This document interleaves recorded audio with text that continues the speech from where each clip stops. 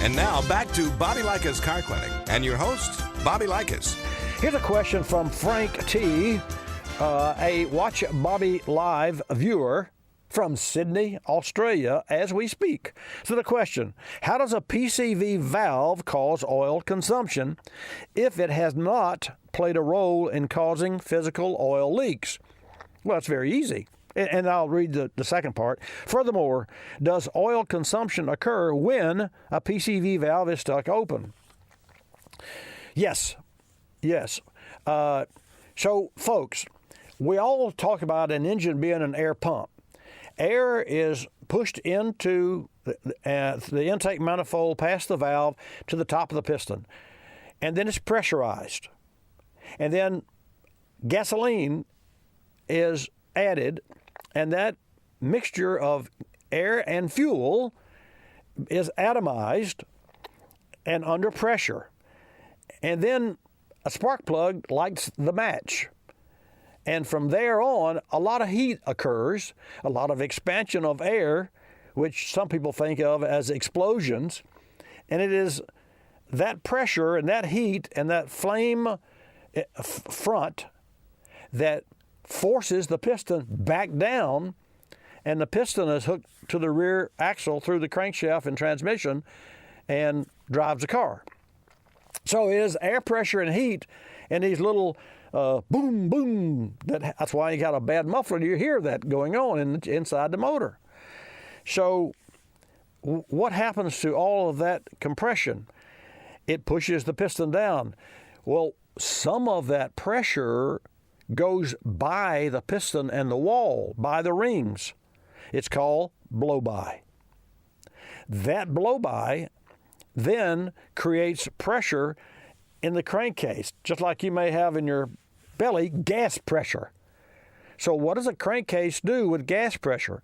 If you do not relieve the pressure, it will blow out the oil seals. Many cars have had camshaft seals, Volvo in particular, that leaked oil, and the seal physically would not be bad, but the whole cage that holds the seal would be blown out of place or misplaced, just enough to cause oil to blow out. Why? Because there's gas on the stomach. It got absolute pressure in the bottom of the engine. So what do the manufacturers do? Well, before emissions came along, they put a standpipe on the back of the engine and let it come up about 6 inches above the engine, and then turn and put baffles in it and go down underneath the car. So at a red light, you could look under the car and see the smoke coming out. That was actually oil vapors and pressure from the crankcase. Well, that stuff you can't breathe, and you could smell it. You know what I mean? It's like it's worse than the exhaust sometimes. Like an oil leak you have, and oil leak gets on the exhaust manifold, and you can smell it. Now, here's what manufacturers did. They added, which is probably the most significant of its day, emissions relief modification. They added a positive crankcase ventilation valve. This valve takes that pressure in a controlled manner and puts it back into the mouth of the engine.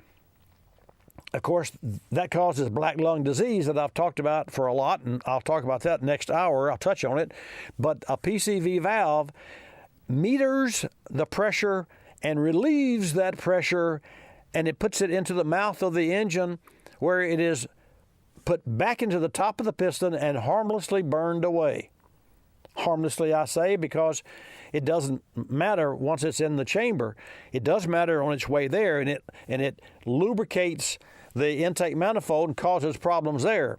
If that valve is stuck open, then you have an intake manifold that is drawing pressure, and with pressure are raw fumes and smoke and raw oil, and will cause that engine to leak oil because you're sucking it right into the intake. I wish I had more time. Well, I do. Another hour coming up. I'm Bobby Likis. Stay tuned. Like us. You're going to love us. This is Bobby Likis Car Clinic.